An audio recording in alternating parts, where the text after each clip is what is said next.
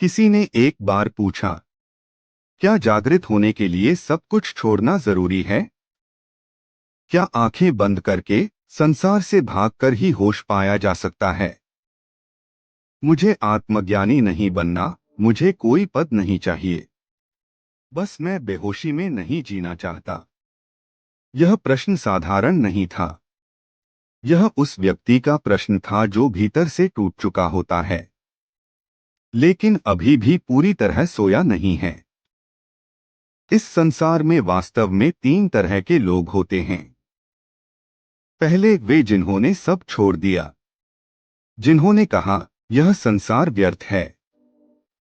उन्होंने घर छोड़ा, नाम छोड़ा, संबंध छोड़े और एक ही लक्ष्य को पकड़ लिया, मुक्ति। दूसरे वे जो संसार में पूरी तरह डूबे हुए हैं, जिनके लिए धन ही सत्य है, संबंध ही जीवन है और सफलता ही ईश्वर। लेकिन एक तीसरा व्यक्ति भी होता है, बहुत कम, अक्सर अकेला। यह वह है जो संसार में रहते हुए घुटन महसूस करता है, लेकिन संसार छोड़ भी नहीं सकता। उसे लगता है यह सब ठीक नहीं है, कुछ गलत है। पर क्या यह साफ दिखाई नहीं देता?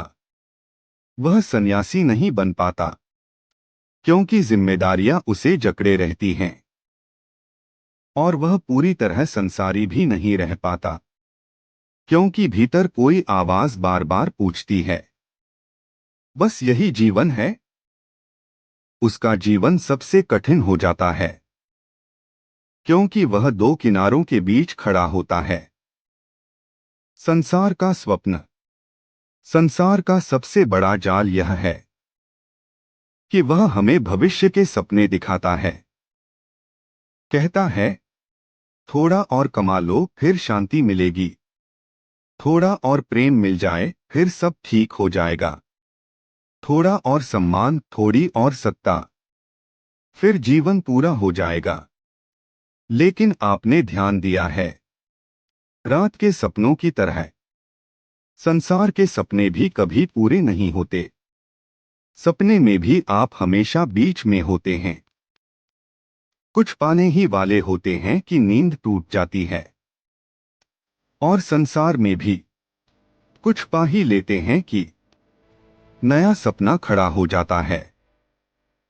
इसीलिए कहा गया है, संसार माया है।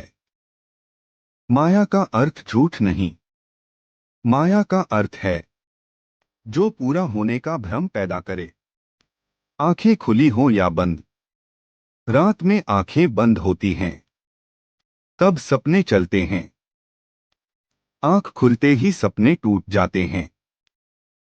लेकिन संसार में आंखें खुली होती हैं और सपने चलते रहते हैं।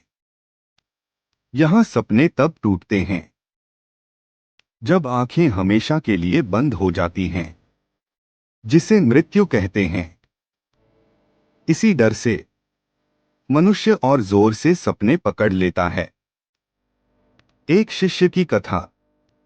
एक बार तथागत बुद्ध का एक शिष्य था, तेजस्वी, शांत, अनुशासित। पर धीरे धीरे उसका मन संसार की ओर झुकने लगा। एक स्त्री से प्रेम हुआ। पहले विचार आया, फिर कल्पना, फिर लालसा। बुद्ध देखते रहे। उन्होंने रोका नहीं, क्योंकि जागृति उधार में नहीं दी जा सकती।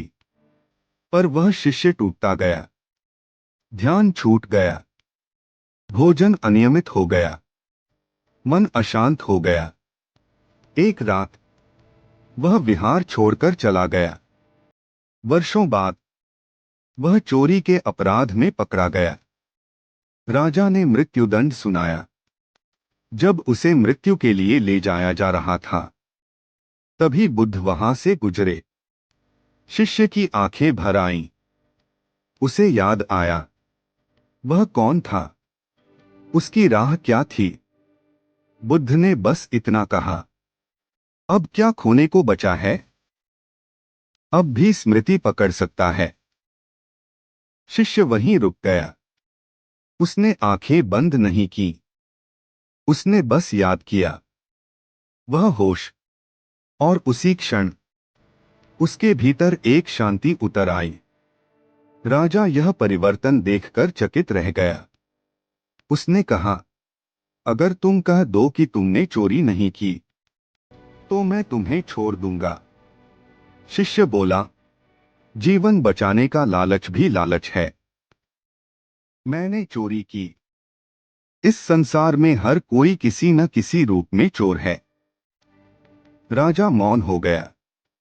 उसने उसे मुक्त कर दिया। तो जागृति क्या है? जागृति कोई अवस्था नहीं जिसे पा लिया जाए। जागृति कोई पद नहीं जिसका ढोल पीटा जाए। जागृति बस यह है, जो हो रहा है उसे देख पाना। ध्यान का अर्थ आंखें बंद करना नहीं है। ध्यान का अर्थ है एकत्रित होना। आप चलते हुए भी ध्यान कर सकते हैं, खाते हुए भी, सुनते हुए भी। जब आप पंखे की आवाज वास्तव में सुन लेते हैं तो आप वर्तमान में होते हैं। विचारों से डरना मत। जब आप ध्यान करते हैं और विचार बढ़ जाते हैं तो समझिए आपने पहली बार भीतर झांकना शुरू किया है। घर की सफाई में पहले गंदगी दिखती है, उसी से सफाई होती है। विचारों से भागिए मत, उन्हें देखिए। देखना ही मुक्त करता है। संकल्प का रहस्य। जागृति का मार्ग कठिन नहीं है, हम उसे कठिन मान लेते हैं। बस एक ईमानदार संकल्प चाहिए। अधूरा नहीं, नाटक वाला नहीं।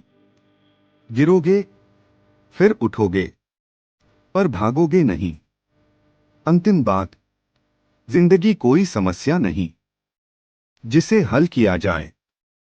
जिंदगी एक अवसर है जिसे जिया जाए। बहुत ज्यादा सोचने से जिंदगी नहीं खुलती। थोड़ा होश काफी है। पूरी रोशनी नहीं, एक दिया भी अंधेरे को चुनौती दे देता है। और इतना सोचना कि मुझे जागृत होना है, यह खुद में जागृति की शुरुआत है।